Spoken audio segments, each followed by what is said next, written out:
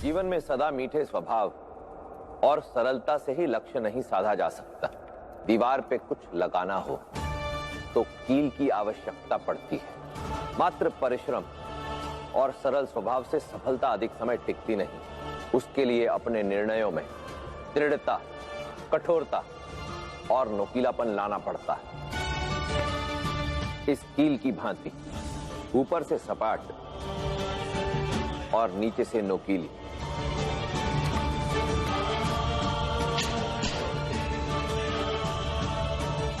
परामर्श लेते समय सरल रहो, परंतु उसे कार्य रूप देते समय नुकीले और दृढ़। नीतियां मेरी, नियति आपकी।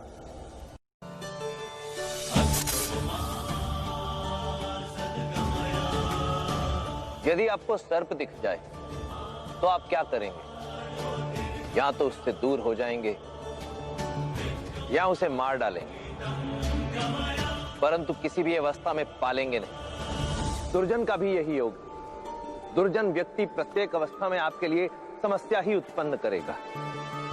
या तो भयभीत करेगा या समाप्त, और दोनों ही दशा ठीक नहीं। दुर्जन व्यक्ति की दुर्जनता समझ आ जाने पर केवल एक ही मार्ग शेष रहता है, उसका अंत।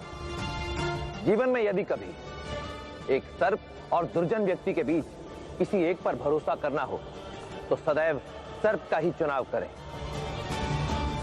क्योंकि सर्प केवल तभी डसता है जब उस पर प्राणों का संकट हो, परंतु दुर्जन व्यक्ति अपने स्वार्थ के कारण पग पग पर आपको हानि पहुंचाने से पीछे नहीं हटेगा। नीतियां मेरी, नियति आपकी। यदि अतिथि बनकर कहीं जाओ तो अच्छा लगता है, मान सम्मान प्राप्त होता है, आदर सत्कार होता है, और फिर धीरे धीरे आप अपने घर से तुलना करना आरंभ कर देते हैं और फिर अपने घर को तुच्छ समझने लगते हैं। जिस देश में आदर ना हो, ज्ञान ना हो, आजीविका के अवसर ना हो, उसका त्याग कर देना चाहते हैं। परंतु यदि अपना घर असुंदर हो तो उसका त्याग नहीं करते, उसे ही सुंदर बनाते हैं, उसे सजाते हैं। यदि आपके देश में सम्मान नहीं, आजीविका के अवसर नहीं, तो कहीं ना कहीं दोषी आप भी। ऐसी अवस्था में विदेशों की तुलना में अपने देश को हे या छोटा मत समझो। यही ज्ञान फैलाओ, यही आजीविका के अवसर उत्पन्न करो, यही सम्मान पाओ। क्योंकि दूसरे का घर कितना भी अच्छा क्यों ना, नींद सदा अपने ही बिस्तर पर आती है। नीतियां मेरी, नियति आपकी। हाथी को वश में करने के लिए अंकुश उपयोग में लाया जाता है और अश्व को संतुलित करने के लिए लगाम। परंतु यदि हाथी पर लगाम कसकर उस पर सवारी करने का प्रयास किया जाए तो सवार गिर सकता है, और यदि अश्व पर अंकुश से प्रहार किया तो अश्व धराशायी हो सकता है। जैसे हर देवता को प्रसन्न करने की एक भिन्न प्रक्रिया होती है, उसी प्रकार भिन्न प्रतिद्वंद्वियों को एक ही अस्त्र से वश में नहीं किया जा सकता। भिन्न भिन्न व्यक्तियों के साथ उनके स्वभाव और आवश्यकता के अनुसार ही व्यवहार करना चाहिए। कोई समझाने से समझे, कोई लोभ के लालच में साथ देगा, कोई दंड से मार्ग पर आएगा, तो किसी को भेद से तोड़ना होगा।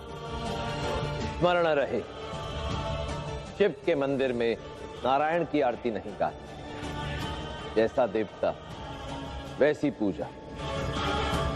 नीतियां मेरी, नियति आपकी। युद्ध साम्राज्य का हो या जीवन का, तलवार और ढाल का मेल जोल अत्यंत आवश्यक है। तलवार मयान से निकलते समय स्वर निकालती है, परंतु ढाल ढाल मौन रहती है, तलवार आगे बढ़कर शत्रु पर प्रहार करती है, परंतु ढाल पीछे हटकर हमारा बचाव। युद्ध भूमि में तलवार शत्रु का रक्त बहाती है, वहीं दूसरी ओर उसी युद्ध भूमि में ढाल हमारा रक्त बहने से बचाती है। जो केवल तलवार के भरोसे रणक्षेत्र में उतरते हैं, वो या तो युद्ध हारते हैं या अपने प्राण।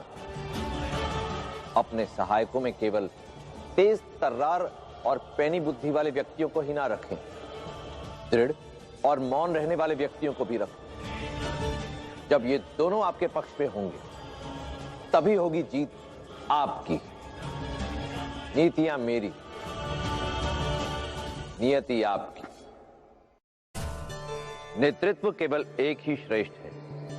अपने शरीर को देखो, 2 आंखें, 2 हाथ, 32 दांत, 20 अंगूठे अंगुलियां, सैकड़ों तंत्र, परंतु मस्तिष्क केवल एक। और इसी एक मस्तिष्क के निर्देशों पर शरीर के सभी अंग सुचारू एवं संतुलित रूप से कार्य करते हैं।